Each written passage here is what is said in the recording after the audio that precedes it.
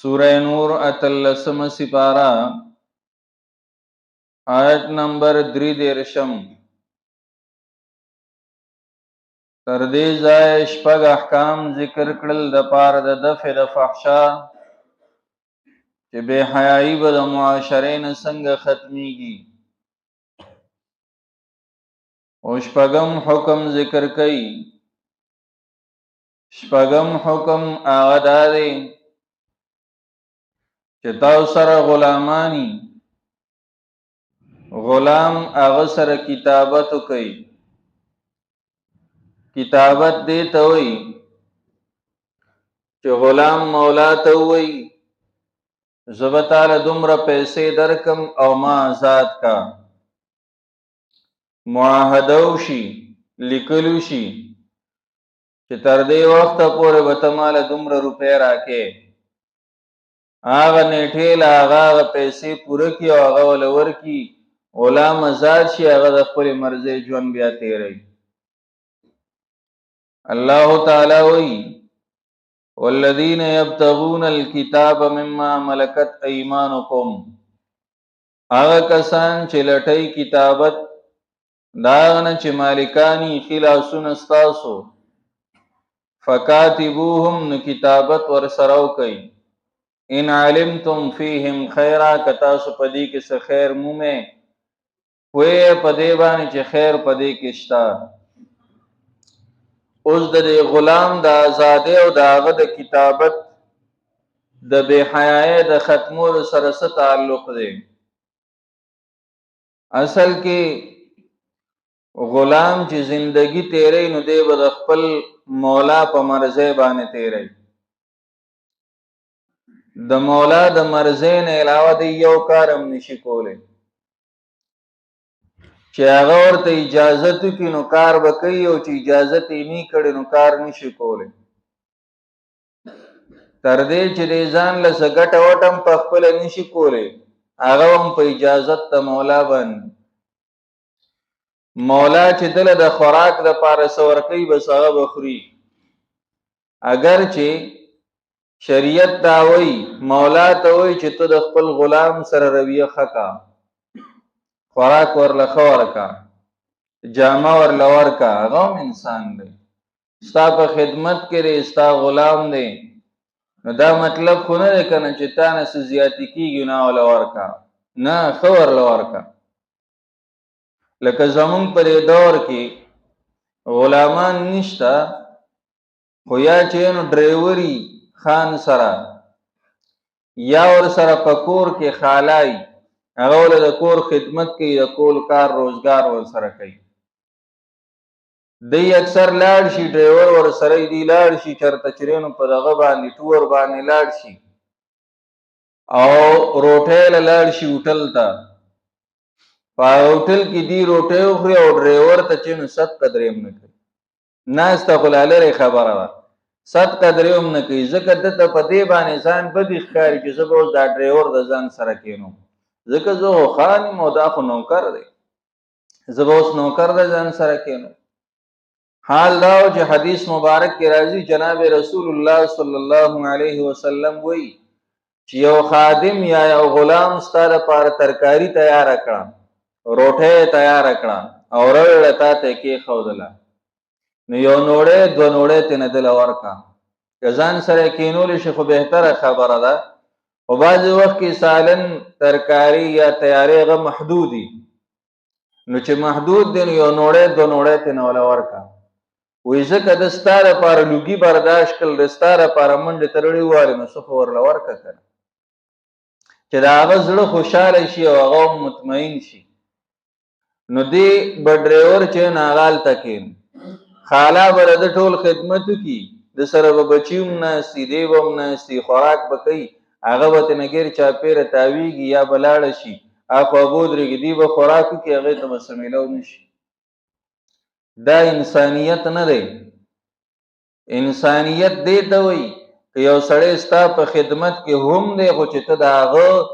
د زړه خیال وساتې، د هغه د انسانیت او د هغه احساس ته وکړې چېرې دا هم انسان دی. زه د ده په مخ کې باندې خوراک کوم نو د ده به هم ورته زړه کېږي، دله هم چې د دی نه لږ ورکړم. نو شریعت دا وایي چې د غلام سره به ښه رویه ساتې، خو غلام مجبور دی، غلام په خپله باندې څه کولی نه شي. نو په هغې کې نکاح هم د غلام په خپله باندې نکاح نه شي کولی. دی چې نکاح کوي نو دی به اجازت د خپل مولا نه غواړي، او بیا چې نکاح هم کي نو دی هغه خپل ضروریات چې پوره کوي نو په هغې کې هله به دی پوره کوي چې د مولا د خدمت نه فارغ شي که نه. نو چې د هغه د خدمت نه وزګارېږي نو خپل ضروریات به څنګه ترسره کړي. دې د وجې نه الله تعالی وایي که یو غلام راشي او هغه تا ته وایي چې زه کتابت کوم، ما سره عقد وکړه، زه به تاله پیسې درکړم، زه به آزاد شم. شریعت وایي کتابت ورسره وکړه، آزاد یې کړه چې د خپلې مرضۍ ژوند تیر کړي، چې بې حیایي هغه په معاشره کې خوره نه شي. فکاتبوهم، نو دوی سره کتابت وکئ، ان علمتم فیهم خیرا. او بیا ورپسې وایي واتوهم من مال الله الذي آتاکم، ورکې دي ته د مالونو د الله هغه نه چې تاسو ته یې درکړي. تا باندې الله تعالی احسان کړی، له 100 روپۍ دله درکړي، جایداد یې درکړی، ګاډۍ دله درکړی دی، ته په راستۍ باندې چې نو رزق هغه خورې، دا درته میلاو دی، د دې نه لږ دله هم ورکه که نه. چې ته ترې نه دله پیسې ورکړې، ته په باندې صدقه وکړې، خیرات به وکړې، هماغه پیسې به تاله درکړي بیا، هماغه پیسې ځکه تا خو سره عقد کړی دی که نه، نو هماغه پیسې به واپس تا ته راځي، خو هغه ته به اسانه دا شي چې په اسانۍ به آزاد شي، هغه په تکلیف کې پرې ونه ځي، ځکه چې هغه مزدوري کوي او ځان له ګټه کوي او بیا ځان ازادوي، هغې کې به ټیم ډېر لګي. او چې ته ورسره احسان وکړې، ته ورله پیسې ورکړې او ځان ازاد کړي، نو هغه به بیا نور هم ښایي، زر به آزاد شي. او الله تعالی وایي من مال الله الذي آتاکم، دا ته چې دا زما مال دی او دا زما ګاډی دی او دا زما ځمکه ده او دا زما کور دی، دا ستا نه دی، دا تاله الله درکړي. من مال الله الذي، مال د الله دی، ځمکه د الله ده، کور د الله دی، دا ټول ارسه د الله دی، ته پې باندې چوکیدار مقرر کړی. شیخ القرآن نور الله مرقده یو واقعه استادان نقل کوي،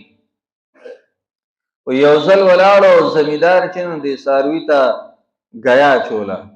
نو د دې عادت دی چې دې ته ګیا واچینځي، دا سر داسې وړقوي، وایي هغه سر وړقو، وایي ده ته نه شیخ القرآن وایي ما ته نه تپوس وکړو چې ته څه پوه شوې دې څاروي درته څه ووایي، ده چې دا سر وړقو،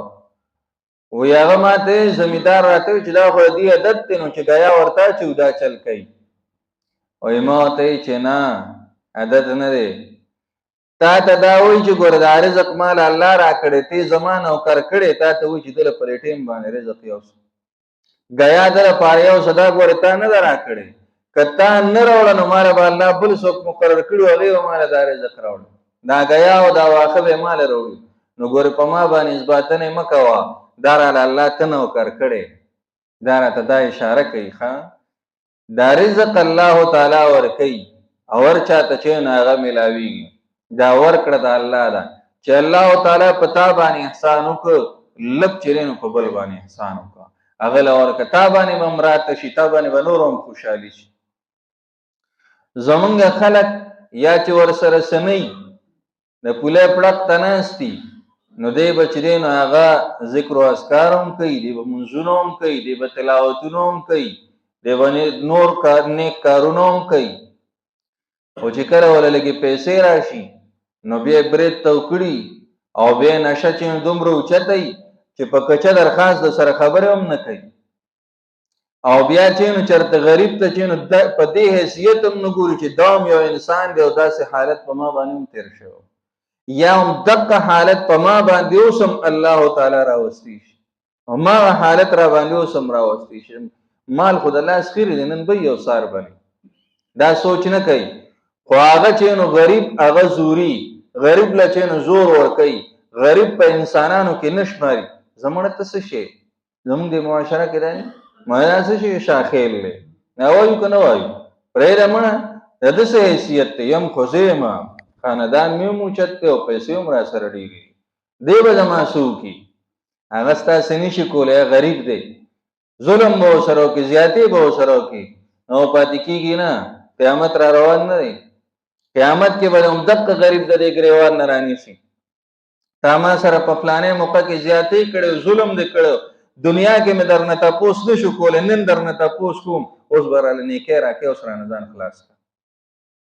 دنیا کې هر یو قدم په سوچ باندې اوچتول، غریب ته هم د انسان په نظر باندې کتل، هغه سره ظلم او زیاتې نه کول، په خپل قوت او په خپل طاقت او په خپل مال باندې غره کېدل نه. دا مال الله درکړی دی. وآتوهم من مال الله الذي آتاكم والذین یبتغون، هغه کسان چې لټي الکتاب کتابت لرا، مما ملکت ایمانکم د غلامانو ستاسو نه، فکاتبوهم نو کتابتو کوي د دوی سره، ان علمتم کتاسو ته پته فیهم په دوی کې خیرن څه خیر، وآتوهم ورکوي دوی ته من مال الله الذي، د مال د الله هغه نه آتاکم چې درکړی دی تاسو ته.